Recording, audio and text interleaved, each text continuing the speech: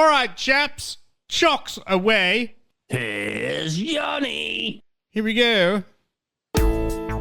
Well, good evening, everybody. Good evening, the UK. All those British patriots out there, including our favourite ginger, Stats. He is the man with the facts, and he's already nailed us as the fact checker, Trevor. And you are officially the fatter out of the two of us. He is Mr. Skinny Minny. Well, I'll take this to Zuckerberg and see what he says about it. Zuckerberg, we're not on Facebook. Well, we are now, because I'm going to get in touch with Zuckerberg and get his fact checkers on it properly. Well, we're going to have to take your weight, sir, because I think that you beat me on the fat scale. But the one that actually beats all of us on the Skinny Minny scale is Statsman. Hello, Statsman. Hello. There we go. And he's been experiencing some difficulties today, but he has conquered them. He has got through, and he has won. Haven't you, Stats? Kind of, yeah. Well, Trevor's been having some arguments with insurance companies who have upped their premiums, haven't you? Or haven't they? Yes, about Trevor? after what? I'd say 20 years with him, something like that. They've decided to basically double the house insurance. Well, they can go and take a hike. Yeah, that's it. They certainly can. And I hope everybody's enjoying this, the electoral coverage, what we get in a minute, because isn't this exciting? Oh, Not. Gosh. There is so much happening at the moment. I sent off some manifestos and some links to certain things, and Stats read them, and I can see why now he's looking so bored. He's not happy about what he's seeing there. Is that not right, Stats man? What's the point of them, to be honest? But anyway, we'll get into that in a minute, I guess. Well, tonight's show is all about the manifestos, and it's a conversation about, do they make sense? So, first off, let's talk about the Conservative manifesto. And moving on. They're like, seriously, is there any point? Well, okay. They want to secure a strong economy. I move on. Who's next? Labour. They want to secure young people's futures. Like they have done for the last 14 years. We want a strong economy like we've had for the first 14 years. Go on. Sorry. It's the biggest one. And Statsman, you're going to love this.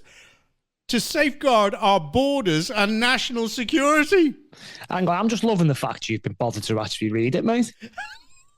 I've read all the others, but I just don't see the point in theirs. Well, they've never actually upheld any of it, and they're not going to be here in a couple of weeks, so bye-bye. Well, they're actually promising everything they've not done in the last 14 years, aren't they?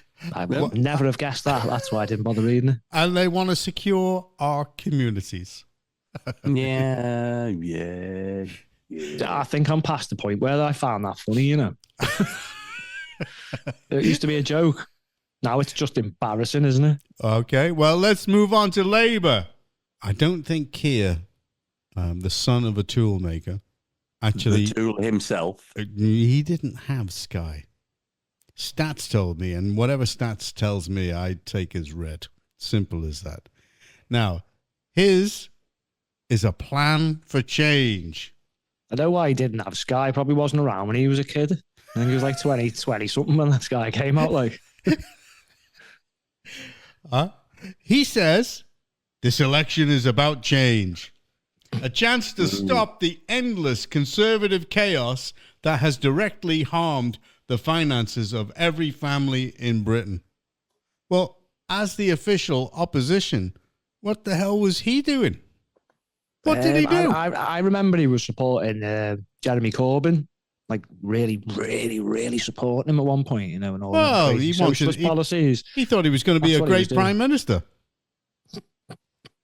I know. What about Labour, if I may? I got an email earlier on from one of my constituents who said that she'd had some problems with Stop the ERMs. Stop the ERMs and stop the gaps. No, that's what enthralls people. That's why they tune in. No, they don't. You sound more coherent when you don't go, I've had more emails about my than you'll ever have. Just to clarify. We're just going to get you some new underpants for your birthday then. And if you've got a problem with your I want the ladies and gentlemen to know we were listening tonight that I have got my rosette on. I'm sat here in my dressing gown with my rosette on. Yeah. Because that's how I'm feeling at the minute. Now, this person asked that Charlotte, right, who's been in power for the last 5 years. She had a problem with the NHS, etc., etc. And Charlotte turned around and said to her, if you vote for me and Labour, then we can fix it. Now, that, to me, sounds a little bit desperate for a vote. Oh, yeah. And she's on about the NHS. Well, that fits in with what Keir is saying, because he is saying that he wants to restore hope. Restore hope? Well, there's not much hope of that, is there? Oh, dear. Go ahead, Statsman. God, I read some of this. Do you want me to just fire through and get out of the way and we can move on to a half-decent manifesto? 129 pages of absolute guff. This is a classic Blair-like tactic, this. This is what the Blair Institute do. They just put lots of information. Pages of absolute nonsense. No one wants to read it, and it just baffles your brain. So they're banging on about getting a grip on spending, yet there's going to be enormous expense spent on public services and this net zero pipe dream. So how are they finding this with limited tax cuts? I think they're telling porkies. No, they'll just create more money, won't they, and put us in even more trouble, and that conveyor belt of failure continues. Now, they say they don't want taxes to go up, but they're just not saying which ones. I think he's saying he's got no planned tax rises. I'm taking stats as out. Whatever, yeah. I'm leaving yours in. I love stats. I love stats. That's hard not to, isn't it? Yeah. So they say they don't want taxes to go up. Well, then he says he's got no plans for tax rises. It's not really a pledge, because we all know that's going to happen. Like, last time, was it raiding the pensions? Well, we'll forget about that. Never happened. They are relying on economic growth. Yeah. Well, that's funny. So was Truss. Good luck with that one. Yeah, absolutely. Yes. Well, there's more, but it's... I don't know whether you've noticed it, but when you read the rhetoric that Labour put out, there's none of it has anything specific. So they'll say things like, stop the chaos, turn the page, rebuild our country. What are they going to do? What are they going to rebuild? Well, they're rebuilding half of Warrington and knocking everything down and putting flats up. Hey, Warrington, don't talk about them. They've lost their credit records now. They never had any credit. Not with me. They've lost it. There's no confidence in them. Yeah, that was announced today. I've seen that. Well, that's only because they're frightened of Charlotte getting back in. That's all. Labour are saying that the manifesto is fully costed, fully funded, and is built on a rock of fiscal responsibility. Utter nonsense. I can't. Actually, I don't know what to think about them, because they are going to get in, and we both know that. Well, actually, not we both. We three. They can write anything on them. Agree. Yeah, they can write anything on them pieces of paper, can't they? They've literally written a made-up number of jobs they're going to create, which they cannot guarantee, because that's all to do with economic growth, etc. And well, you can't exactly agree the socialists are going to pull that one off. Well, to be honest with you, I cannot be bothered to talk about the Lib Dems, because they are the pothole manifesto pledges. Who? The pothole. You never heard that? No, the lib hole. I've never heard of lib. No, lib what? Dams. The Lib Dem pothole manifestos. What they say is, we fixed that pothole that was outside your house, and you say, I didn't know there was one there. That's because we fixed it and we got it sorted. That's their attitude and what they do. And on a serious note, you know what I'm really concerned about? But I mean, this voting system... Are you concerned about your potholes? There's nothing wrong with my hole. And what actually happens is you've got the Lib Dums that are going to get something, it's estimated, about 55 seats in Parliament. What the hell is that about? No. That's good. No, that's good. We want them to be the opposition, because it'll all fall to pieces in about 3 weeks. But has anyone noticed that the more Farage wants to make this the immigration election, because that's Nobody wants to talk about it. Nobody wants to. And all these manifestos, I mean, we haven't gone through them in detail, but don't seem to be mentioning the neglect of our culture and values. Correct. Nothing about fixing the broken parliamentary system. Spot on. It suits the two-party conveyor belt of failure. See, that's why I like Stats, because he actually identifies the issues. Well, I haven't finished yet, but yeah. I've got an identify one coming up. There's a big one. We've been discussing it recently. The extremist threat. Hang on a minute. The whole of Parliament was all skewed. The Speaker was due up to all kinds of stuff. And how many millions were utilised on it, Mark? Far too many. And it's gone. It's vanished. It's disappeared. Yes. There are no extremists. So there's no culture wars anymore. That's all just vanished, has it? Yep. All right, okay. But Keir is looking... one manifesto, but... Yeah. But Keir is looking to instill in legislation some form of blasphemy law which prevents you from criticising Islam. Quite obvious.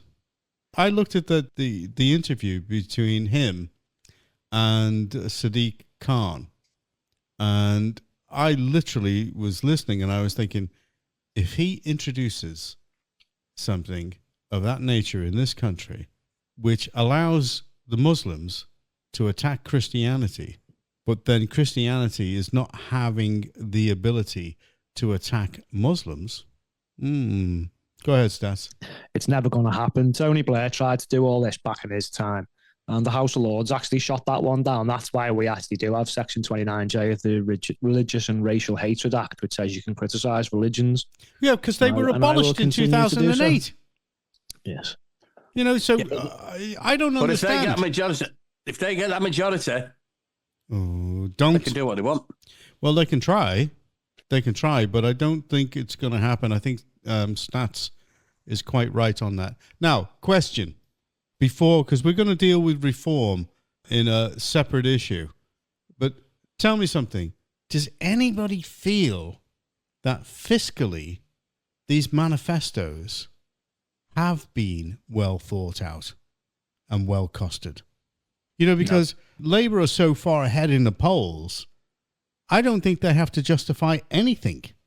You know, I mean, they're actually saying that they're going to abolish the non-doms tax status. They're closing the carried interest loophole on private equity funds, and they're introducing VAT on private schools and extending the windfall tax.